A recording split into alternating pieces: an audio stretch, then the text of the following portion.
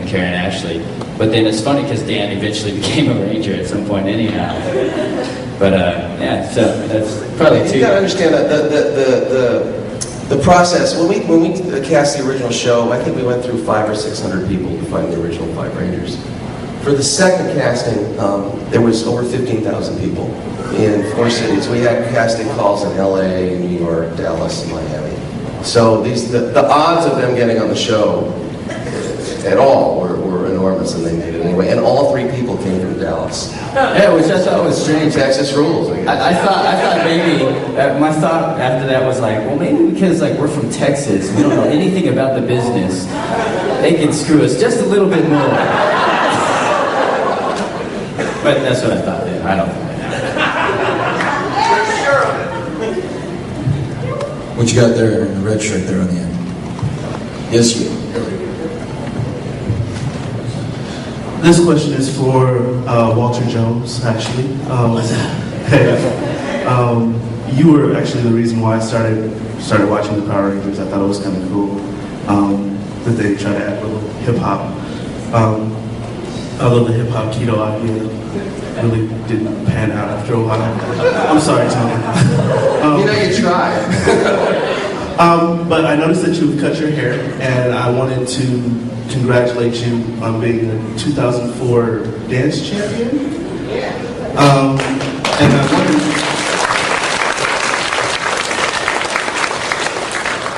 obviously I've been following your career for the last 16 years. Will you marry me? I wondered, now since you cut your hair, are you changing your look so that you can go back into acting? Are we going to see you in any projects? I know you've been doing independent films. Yeah, well, I've never actually left acting. I've been doing it all along. The thing is it's over the last couple of years, it's been a little slower for me. That's for a number of reasons. A lot of rappers are getting my roles now. Yes. So that's happening, and then there's Runaway Production. There's a whole professional, actor thing that's going on. The industry is changing overall. I did win the 2004 World Championship for salsa. Yeah.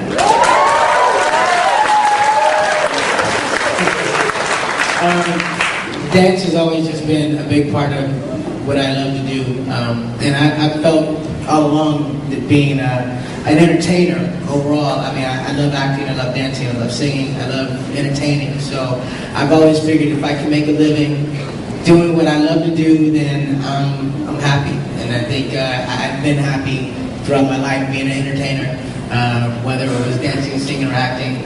Acting, I've never left. It's just slow. Koichi, let me talk to you, man. You look like someone put you in Paulie's clothes and you just deflated. It was actually one of the first stunts I ever did, and I doubled bulk. We had to roll down a hill in a barrel. And I was pretty terrified. I don't know. It was pretty wild. Then we did a thing in a garbage can. That was your garbage can thing, wasn't it? Yeah. So I had to flip into a garbage can. It was pretty wild.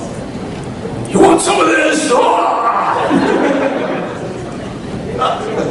Actually, the voice of Lord Zed was done by an actor named Robert Axelrod, so it was 2 people.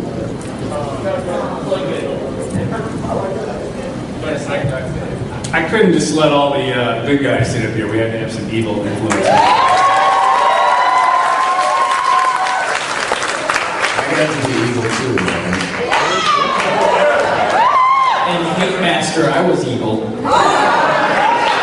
We're talking about on camera.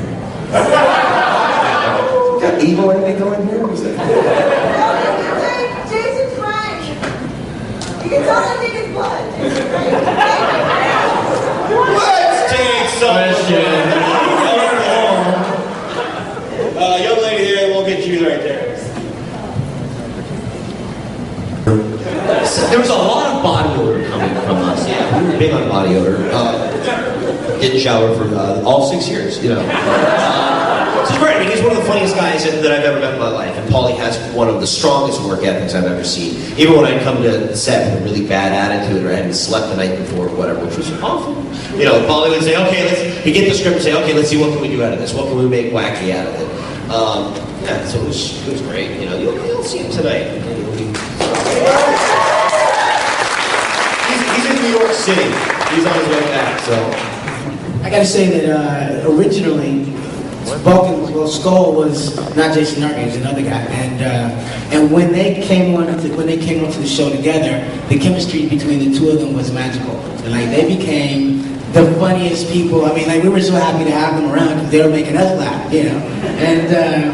And with all their improvisation and stuff that they would do, it really brought a lot of the scripts alive, and they made it a lot of fun for us too. These guys have been doing this for a long time, real super experienced, and I was 17, 18. I didn't know a thing about acting. Don't respond. No comments necessary. So watching those two and other folks like Walt who had experience, I mean, they kind of paved the way for me, and I learned the word improv with that. Then I got in trouble, but it was fun. And I'll tell you, if you ever want to learn to act, I mean, really one of the best things, get a good crew of people, and it doesn't matter where you're doing it, work with them for a long time. Work with them for as long as possible, as tightly as possible. Because everyone on this show developed immensely. It was amazing. People are like, what acting school did? No, you just work together with people that you like and you trust. And you always try to challenge each other and hold each other up. You take care of each other, you're going to be a damn good actor. So just for those people, consider the acting.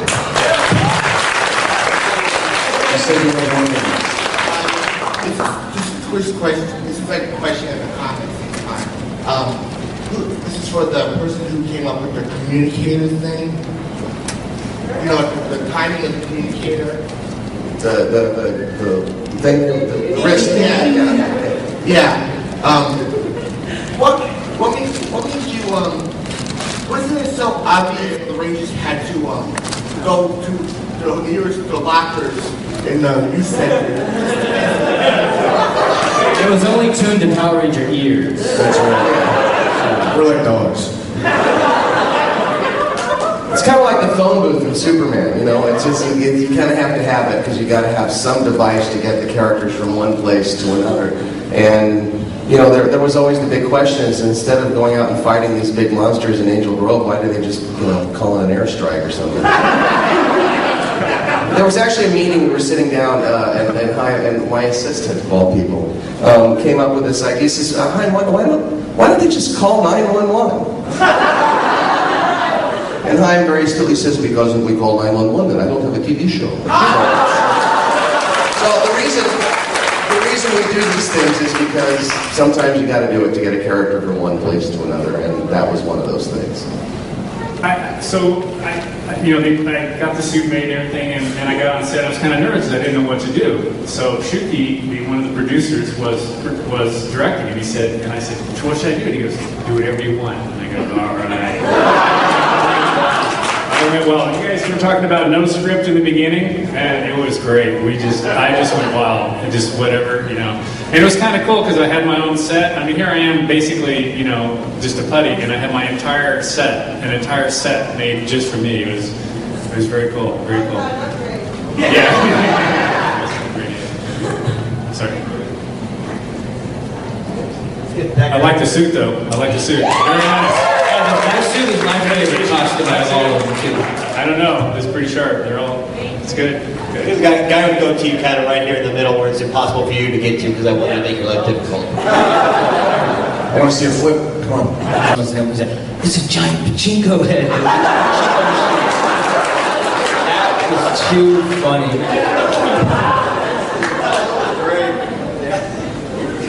Food fight!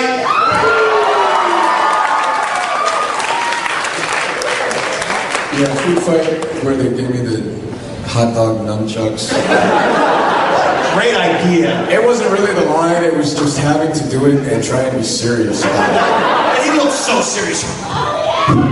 Oh man, let me tell you. And I don't know how many times those hot dogs broke and went flying. I know there was some good outtakes from that stuff. You know, I'm sitting there in Uncle Sam had, I felt like a complete dork. Dude, we had ketchup and mustard on the freaking ceiling for the next year. It didn't come down. So it was extra. when we moved, when we finally pulled all the sets out and they moved from Culver City to the big thing, there was ketchup still. This was a year and a half later, all crusted up on top of the set. It was crazy. So that was a lot of fun. I got to say that for me, oh, sorry. 2 more questions. Okay. You have to set up the sun show, guys. Yeah. Right. 2 more Right. questions. My favorite line, I think, there was an episode where Jason's character was going, I think, even taken by Godard, and I got to step up as like kind of the lead. And I think at that point, I got to say, "It's morphin' time."